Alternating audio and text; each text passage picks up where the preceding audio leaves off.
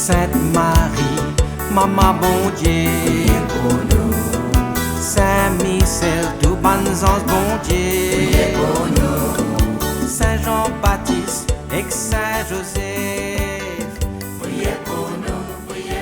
Bonjour tout mon frère, mon sœur, mauricien d'ici et d'ailleurs.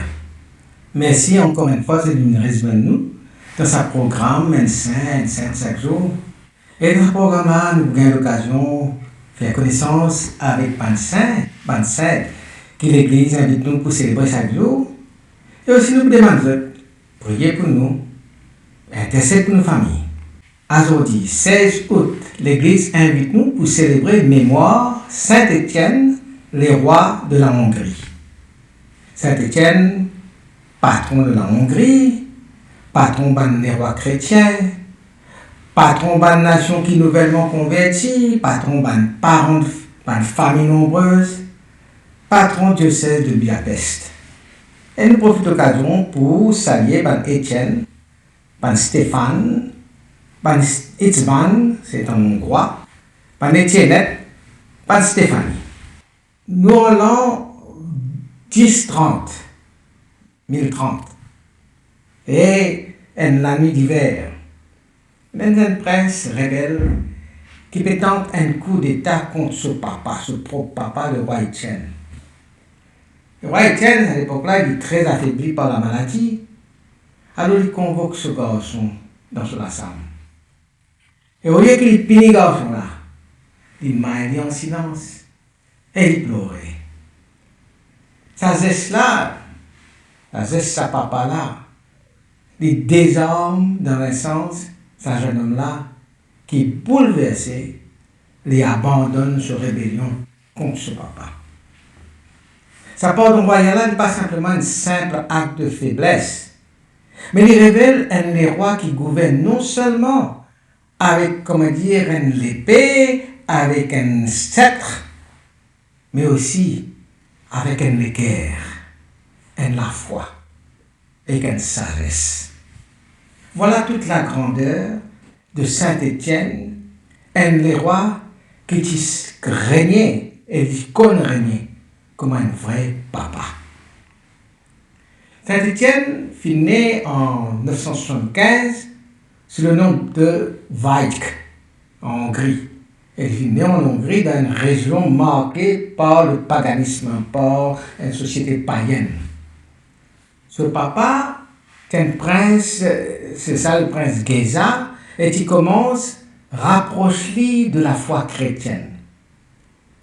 Vajk, c'est-à-dire Saint-Étienne, est baptisé sous le nom d'Étienne, probablement en l'honneur de Saint-Étienne, premier martyr chrétien qui nous connaît finement avec Saint Paul à côté de lui, et témoigne ça, l'exécution de Saint-Étienne là, dans les Actes des Apôtres, tout ça. Il grandit en Europe, qui est une Europe en mutation. Une Europe qui a pu tirailler en tradition tribale, parce que c'est encore une tribu, une tribu barbare aussi. Donc, l'Europe qui tiraillait en cette tradition tribale-là et centralisation de la monarchie. De sortie d'une tribu pour une un royaume de la monarchie avec un des rois. Et il tiraillait aussi entre le paganisme, la religion païenne, et le christianisme. N'étant ce papa mort, donc Étienne vint les rois, et il vint le premier roi chrétien en Hongrie.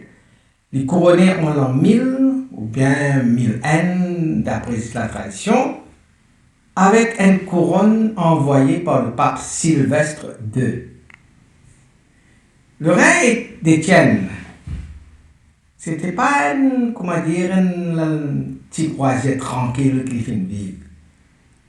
Depuis ce commencement, les Tunisiens affrontent une résistance féroce de certains chefs de tribus, chefs de clans païens, qui refusent, centralisent tout pouvoir dans la main des rois et qui refusent le christianisme, pour christianiser cette tribu-là.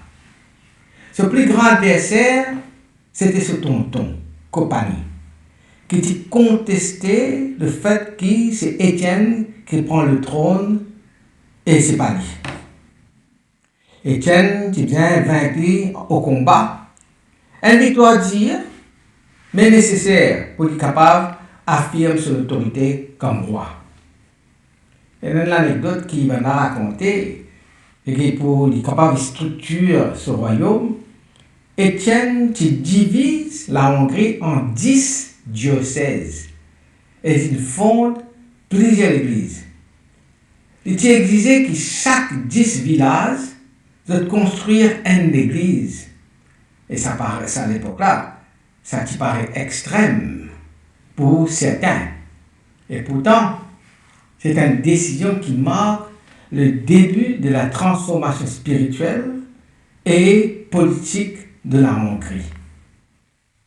Sur le plan familial, Étienne Ticon a une grande douleur.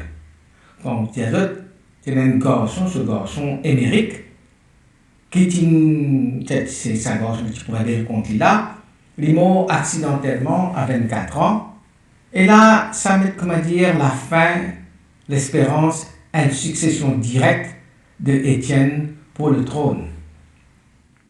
Étienne est bouleversé par ça. Et mais seulement, il a offert cette épreuve-là à Dieu dans l'esprit d'abandon. Le tournant majeur sur la vie, c'est ce choix qu'il fait faire courageux, audacieux, pour imposer le christianisme à un peuple profondément païen. Il comprend que sans la foi, ce royaume n'a pas pu survivre. Et comme si il fait un pariage risqué pour substituer la loi de Dieu qui pour une remplace la loi tribale. Ban clan, ban tribu, je tiens notre propre la loi. Et là, il prend le risque pour les changer, pour les remplacer la loi tribale là par la loi de Dieu. À nous dire qu'il a réussi de Saint-Étienne, disons politiquement, c'est-à-dire, par exemple, on peut dire pour changer sur tout ça dans tribu là, changer la loi tribale, mettre la loi de Dieu là-dedans. Il n'est pas qu'il fait ça avec la force, mais il fait avec diplomatie. Il y a un mariage qui finit faire en bannement, en tribu, en des tribus différentes, etc. Pour dire, par l'alliance, et il y a une espèce de charte, un décret qui diffère aussi pour aider à ça, à l'institution politique de ce manière de voir, pour qu'il bon Dieu capable de venir au centre de ce royaume, et puis il mettre une institution un peu ecclésiastique importante partout pour que la foi reste vivante. Après cela mort en 1038, Étienne fut enterré en Hongrie. Et des années plus tard, étant retrouvé ce tombeau, j'ai découvert que sur la main droite, il reste intact, souple et sans décomposition. Ça les bras là, c'est la main droite là, qui s'appelle la Sainte Dextre. C'est une relique nationale qui est exposée encore aujourd'hui, chaque fois, pendant la fête nationale de la Hongrie, le 20 août. Il symbolise la fidélité de ce l'armée au service de Dieu et de son peuple. Il y a un chroniqueur médiéval à l'époque-là qui rapportait qu'au moment où la Hongrie qui menaçait d'invasion, un soldat qui affirmait qu'ils trouvent Saint-Étienne apparaître dans le ciel avec une armure et il a pu bénir les troupes qui perdent la guerre pour défendre la Hongrie. Sa vision-là redonne courage à l'armée et assure la victoire. C'est l'image d'un roi céleste qui encore protège son peuple, même après sa mort. Alors, qui fait Saint-Étienne dans le sens de cause encore avec nous aujourd'hui? Parce qu'il incarne courage, la foi d'un monde hostile à la foi, hostile à la spiritualité, hostile à la religion, hostiles à l'évangile. Lévin incarne le courage de la foi. Il incarne une sagesse politique qui est mariée avec la spiritualité. Il incarne aussi la capacité pour construire un monde nouveau, l'urban ruine ancien. Imagine bien, nous considérons, c'est une tribu qui régné à l'époque-là, comme c'est ça les ruines anciennes, et qui amène comme nouveau, il amène la loi de Dieu, qui remplace la loi tribale là. Alors, quand une société peut avoir un sens, connaître qui il était, quand la foi, nous pouvons mettre au dernier plan, quand la foi n'est pas une affaire publique, mais une affaire privée.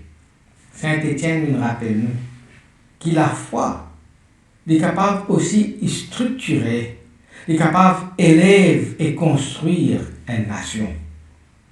Pour les leaders aujourd'hui, ils peuvent faire un modèle de gouvernance intègre, courageuse et profondément humaine. Dans son instruction qu'il donnait à ce garçon Emmerich, Étienne écrit une série de conseils avec une sagesse profonde. Par exemple, quand il dit comme ça, un royaume sans diversité des nations est faible et instable. Ça, c'est le conseil qu'il donne à ce garçon pour qu'il y accueillir par l'étranger dans le royaume et qu'il pratique aussi la tolérance. Un royaume sans diversité des nations, c'est un royaume faible et c'est un royaume instable. Il faut ajouter, sois humble afin que Dieu t'élève, sois modéré afin que tu ne pêches point. C'est un appel à l'humilité dans l'exercice du pouvoir.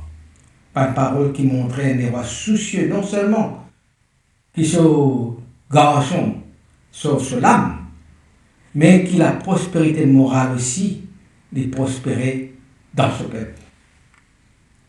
Alors nous prions Saint-Étienne, roi sage et juste. Toi qui viens bâtir ton royaume, la prière dans le Christ comme fondation. Inspire nos bons dirigeants pour gouverner avec la foi et avec la justice.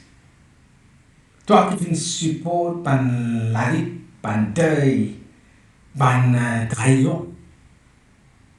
Soutenir par qui peut porter par une lourde responsabilité. Toi qui te la mets, une bénie, et qui encore peut bénir ton peuple, bénis nos familles, bénis nos bonnes nations, bénis nous l'Église. Aide-nous pour construire un monde, que la foi éclaire nos bonnes choix, et que l'amour est triompher la haine. Saint-Étienne de Hongrie, priez pour nous, priez pour nos familles, priez pour le monde. Amen. Qui bon Dieu bénisse et toujours bonne proche, qui sur l'esprit habite toujours dans eux, qui protège partout et toujours. Au nom du Père et du Fils et du Saint-Esprit. Amen. Et à demain. Saint-André et Saint-Matthieu, priez pour nous. Saint-Jean, Saint-Marc et Saint-Luc, priez pour nous, priez pour nous, priez pour nous. Sainte-Marie-Madeleine et Saint-Étienne, priez pour nous. Saint-Ignace et